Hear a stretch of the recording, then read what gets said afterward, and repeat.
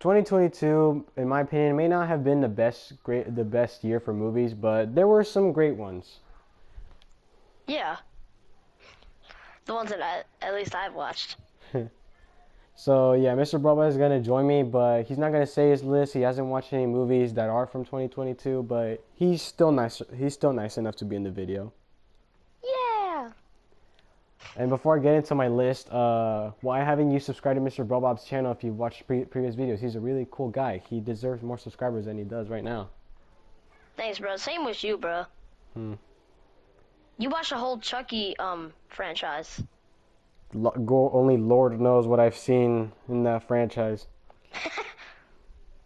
All right, now this list, yes, it's gonna be from like my least favorite to my most favorite movie of 2022. It's not gonna be best, like I'm not gonna rank them based on like, oh, this movie had the best cinematography, this movie had the best. This is gonna be a list that I enjoyed, not like as a like, not as like a film, not as like a film goer that critiques, but just an average person who doesn't know that much about film. Mm. All right, so number 10 on my list is Rise of Gru. Yeah, I know. We're starting this off with a Despicable Me movie, which I know anyone doesn't like, but in my opinion, I think it might be like the second best Despicable Me movie that I've seen. I mean, it's not Oh, good or nice. anything. I actually saw that. I was like, oh, I want to watch that, but I didn't for some reason. So this movie actually blew away my expectations. I know there are some people who don't like it. There are people who like it, and there are some people who joke that they like it only for the sake of memes. But as a person who's watched it, I say the movie did get some laughs out of me, and the plot is decent enough. And the minions are, in my opinion, are not as annoying as you'd expect it to be. Although there are some butt jokes, fart jokes, and all those jokes, because to entertain the kids. Yeah. But anyways, this was a very solid movie based on Illumination, and go check it out if you haven't. It's actually really good. It's on Netflix right now. All right, number 9. Number 9 for me is The Bad Guys from DreamWorks. Now there are Oh going to be yeah, I watched that one. now I know what's been happening right now with the whole people going around with the wolves and fox with the wolf fox in the movie. But I'm not gonna review it. But I'm not gonna take off points just because the community who liked the movie is weird. I'm gonna rank it off just on what I enjoyed the movie. The movie was funny. The movie had a great cast. The plot was great, and the heist in this movie was really amazing. Wait, can I tell something about that? Yeah. So the bad guys, it's not me, but I'm just here to like comment. I don't know, but there was a lot of twists in the movie, There was. a whole bunch of them that I did not expect at all. Yeah, I'm not a big fan of heist movies, but like you said, this movie has a bunch of twists and turns that I didn't even knew that were gonna happen. And honestly, this is a really solid movie, and this is coming from someone who doesn't like heist movies. Me, Yeah. I mean. But anyways, the movie was fun. The animation is amazing, and I'm really glad that DreamWorks is doing new, different forms of animation. Check it out. It's also on Netflix. It's decent if you're an animation movie fan. All right, all Number right, 8. Yeah. number 8. Number 8, The Batman by Matt Reeves. Ooh. Now this movie, I know a lot of people don't like it when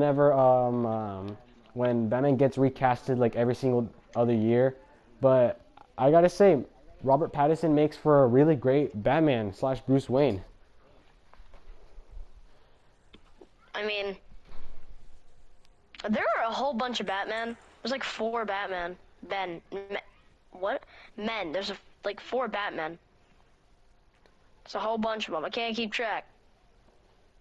Now, one thing that I really like about this movie is that the cinematography is really amazing. It really captures the whole grim aspect of Gotham City. The score by Michael Giacchino was amazing.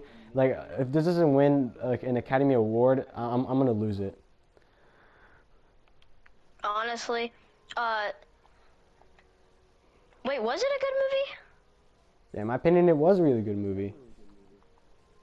It was the one with like the Riddler. So, I've seen some things about it. I really do like the logo. I don't know. I think the logo is just pretty cool. And That's just me. also, yeah, I also really like the logo, like the bat chest he has. Mm. And speaking of the bat chest, I really like that this movie isn't like Batman as a professional. Like this is Batman like when he's first starting the whole vigilante gig. Like this isn't Batman like 5 years after he became Batman. This is like Batman when he's like first starting being a Then super now I feel vigilante. like there's gonna be a Batman too There is going to be other because you Batman said too. that. And also, the action in this movie is amazing. I think my favorite scene in the entire movie is whenever Batman is trying to stop Catwoman from killing Falcone, which spoilers for a movie that came out last year. And there was a scene where it was all dark, and the thugs are carrying guns, and the only way you could see the action was whenever the gunshots were in place for the lighting. Like, you That's couldn't one of see my what was favorite going things on. about movies. Like, the only thing you could see, the only parts where you can see the action in that dark hallway was whenever they were shooting the guns, which provide for the lighting, and it was amazing and intense, and the choreography is so amazing. So you like that movie? I really do. And also, it is a detective movie for once in a while. I know they make Batman a detective in the movies, but this feels like a genuine Batman mystery film.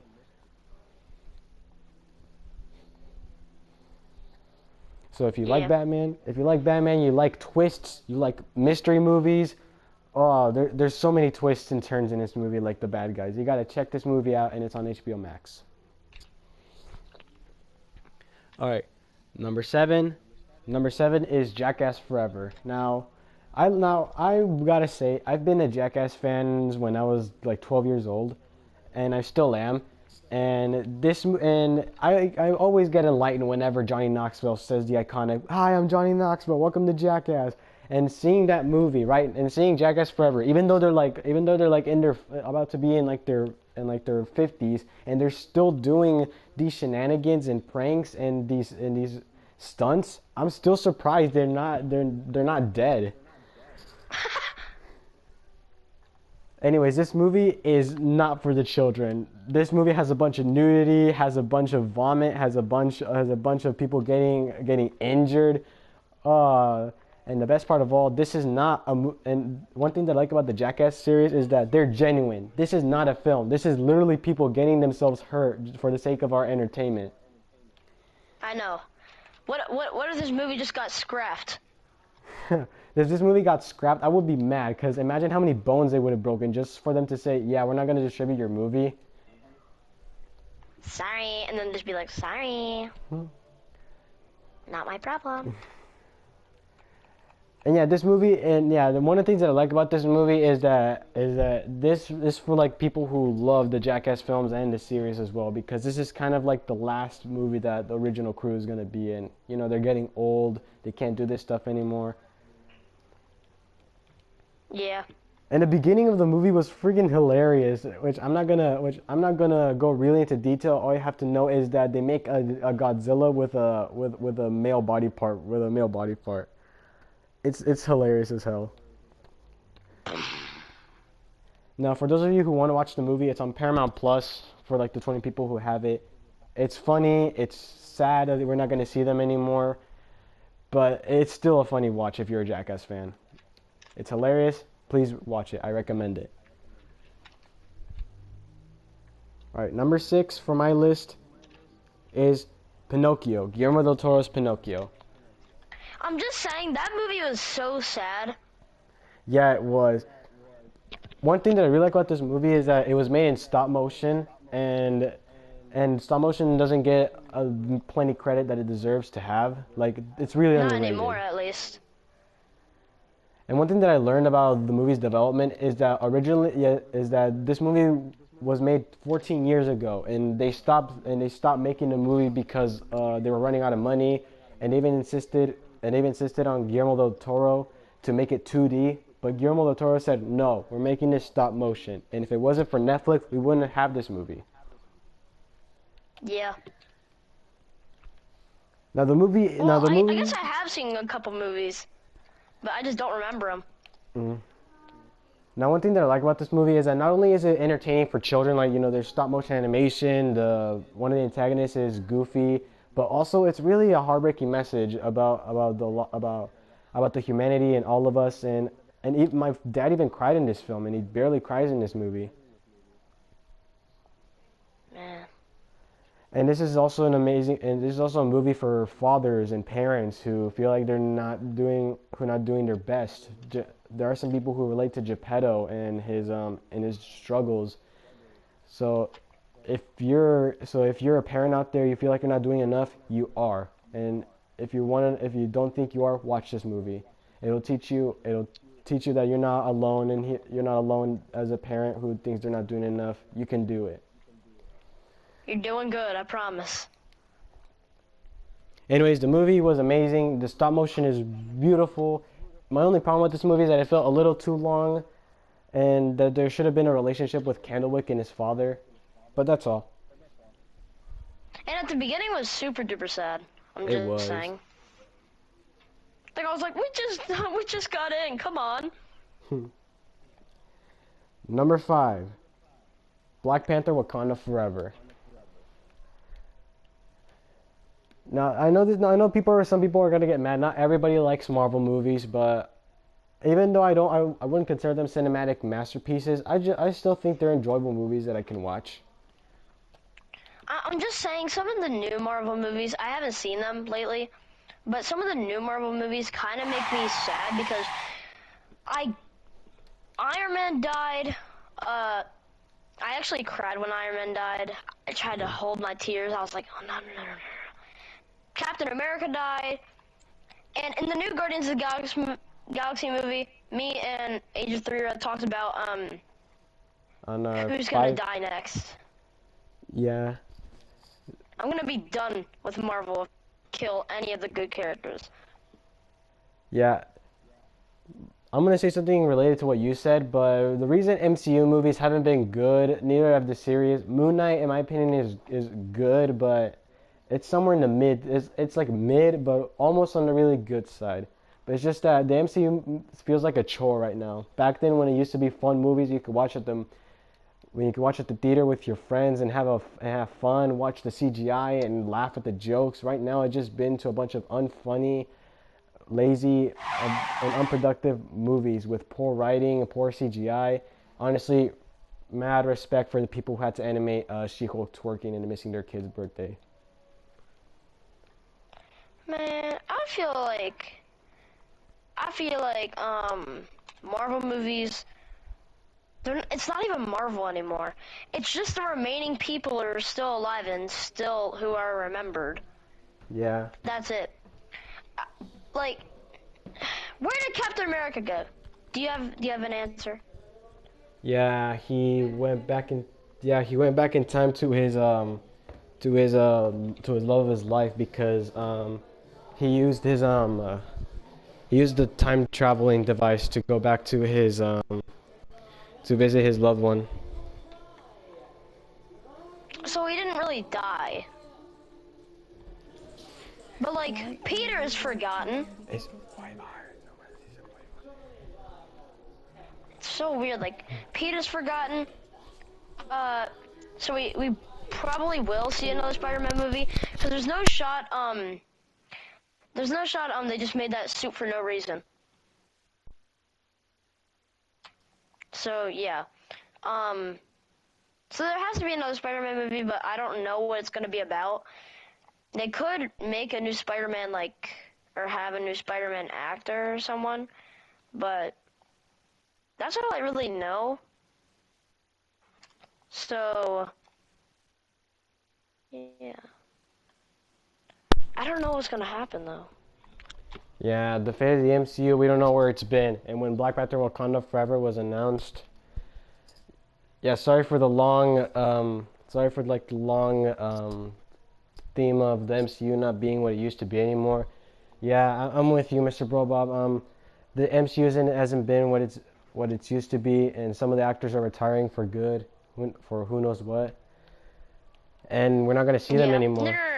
No. Iron Man is like getting no offense, Iron Man, but I forgot his name. What's his Robert name? Downey Jr. Yeah. Robert. No offense. He's getting a little bit older. Hmm. Can't really do as much stunts as he could. No offense, no offense. He's probably not even gonna see this. Anyway, But still, but still. sorry for the long introduction and theme. So let's get to the actual reason why I like Wakanda Forever. Because this movie, whenever I walked in the theater, I was expecting Marvel to do something very not very crappy, like I'm not saying right tribute to Chadwick and making the film go on even though he's not here anymore. Chadwick Yeah. Chadwick Boseman, the original Black Panther actor. But surprisingly, this movie was actually amazing, and this movie actually managed to make me cry twice. This movie Man. is really well done, and it doesn't feel like they're disrespecting Chadwick Boseman in any way. So for those of y'all saying that this movie is not doing a great job, like dedicating the praise for Chadwick Boseman, you don't know, you haven't seen the movie. I know you can take it a different way, but that's not what I see. I miss him, bro. He was a great Black Panther, in my opinion. And I was never the really biggest fan of the MCU series, but I always still watch it. I would always still watch it. But, like, I miss him, bro. Yeah, we all do. It feels like Marvel is, like, splitting apart a little bit. This movie is really good. If it's on Disney Plus, watch it. It doesn't. It's not like a small movie that deserves your attention, but this movie is emotional and it actually paves the way for the future of Wakanda and the MCU.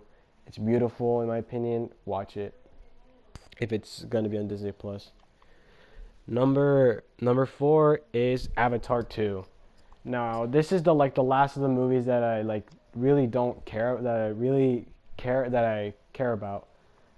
Yeah, these are now after Avatar 2, these are movies that I genuinely really love about 2022. Avatar 2 is beautiful. I watched it in 3D, which made it even better for the visuals, not my eyes. My eyes hurt after watching it in 3D. But but every single scene in the movie was like watching a biblical event like taking place. Like it looked gorgeous. Like most of these movies that came out in 2022, I cried in the movie. So there's a lot of more sadness leading towards movies. Yeah. This movie made me cry 2 times actually. And this movie, yeah, it's good and it's one of the most anticipated sequels of all time. And I gotta say, it's good. I mean, not as good as one sequel that's gonna be in the list. But hey, Avatar 2 is amazing. It's beautiful. The technology is incredible. The plot is at least better than the first one. There are some real stakes in it. The villain isn't as strong as he was in the first one, but he still poses a real threat. Go if it's on Disney Plus, watch it. It's good, and the visual effects in the movie are amazing. Now I think when it comes on Disney Plus. it comes out on Disney Plus like on March, like somewhere on spring of 2023. Mm. Anyways, now to my three most favorite movies of 2022. With number 3 being Senior, as in Robert Downey Sr. Ooh. Now, Senior is a documentary about Robert Downey Jr.'s father, Robert Downey Sr. And this movie, I know a lot of people are not going to like it because it's a documentary, so it doesn't have explosions or visual effects or anything. It's just people filming Robert Downey Sr. and the relationship that he had with his son, RDJ. And it's about his career as a filmmaker, directing movies and writing movies, and visiting places where he used to shoot his movies. And yeah, again, like I said, like 1,000 times in this video, this movie made me cry as well. And not because and not only, and these aren't scripted, this is real people. Like Robert Downey Sr. died before Endgame came out. And whenever Robert Downey Jr. says his remorse about his father in the movie, I cried as well. My father isn't dead or anything, but it really made me appreciate films and my dad even more watching this movie. Man. It's in Netflix. You said it was a documentary? Yeah. So this is Oh, actually that's even happening in more real life. impressive. Yeah, it's really well done. It's funny. It's sad. It'll make you laugh. It'll make you cry. It's on Netflix. Go watch it, please. Number 2. Now, this movie isn't sad or anything. It is a visual treat to the eyes. It's called Mad God. Now, I don't know if you heard of this filmmaker called Phil Tippett, but he was the animator for the dinosaurs in Jurassic Park. So, and that's all I've gotten for him. And the dude really loves dinosaurs and stop motion. And this movie was 34 years in the making. Like, this movie took 34 years to make. 34 years? Yes. The movie had to pause in so many times because he was working on Jurassic Park, he was working on other films, he couldn't get enough clay and materials to make the movie, but hey, it was worth it. The movie is a visual treat to the eyes, and there's no dialogue in this movie, so it's just a bunch of people moving and making sounds. It's a really gorgeous movie, and it's all in stop motion. And fun fact, some of those scenes that you're watching in the movie, they can trace all the way back to 1994. Dang. Some of the scenes, you can be like, man, this is my old day right here. Yeah, and also some if you want to watch the movie, it was on Shudder. I don't know where it is, but the movie is not for everyone. Like, it has some very bloody, intense, scary sequences. There are some jump scares. There's a biblical reference, and there is some nudity in the movie. But it's just a visual treat to the eyes, and it's a very caring love letter to the art of animation. It's amazing. Watch it if you have some time. Now, the best movie out of 2022 is, drumroll please, Puss in Boots: The Last Wish. Oh. I can't tell you. I can't really make this up. I know Mad God is made in stop motion, and Puss in Boots 2 is computer/2D animated. But I'm sorry, Puss in Boots 2 was funny. It was emotional. It had really great lessons. The wolf is freaking terrifying. Jack Horner is one of the funniest antagonists, if not the funniest antagonist in DreamWorks history. Go watch the movie. It's still in theaters, and it's cheaper than buying it on digital. I had a really movie? Puss in Boots 2. Oh, I was like, yeah, I remember seeing a wolf. And my friend said something about it. And I was like, yeah, I heard it's a really good movie. The movie is really suspenseful. The wolf made my entire theater auditorium like freeze. Every single time he whistled, everybody was quiet. Another thing I really like about the movie is the relationship between Goldilocks and the three bears. Like, I know they're a crime family and all, but they're still a family trying to do whatever they can to make their adopted child happy. And I really like that. And I really like that message. I think it gets what it deserves. For a good movie. And also this movie has a really great message about having value in your life, and don't take it for granted. We all have one life, and we should spend it well. Except for cats. Yeah. And it also tells us that that death will come after us one day, and that's okay. It's natural. It's the natural order of things. So if death really comes for us one day, we should really make our lives worth it and well spent. Yeah.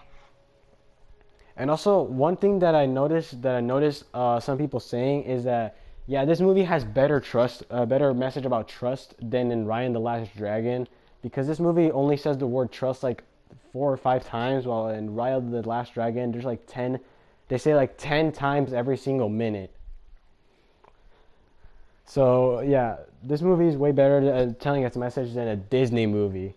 And speaking of Disney, this movie, DreamWorks has been on the top lately, while Disney has been dropping. Lightyear bombed, made $220 million over a budget of $250 million, so it's a bomb.